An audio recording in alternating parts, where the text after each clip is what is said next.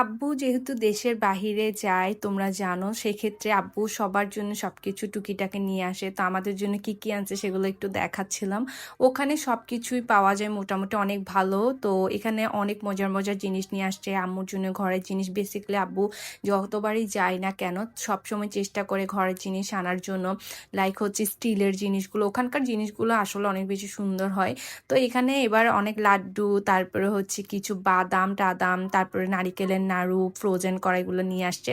আর এই যে প্রিটি একটা ডিমের পোস্ট করার জন্য খুব সুন্দর একটা জিনিস আনছে, যেটা আমার খুবই খুবই প্রিটি লাগছে। দেন হচ্ছে একটা ম্যাশ করা আলু, ম্যাশ করতে পারবা টমেটো, এরকম সামথিং। দেন আরো অনেক কিছু আনছে।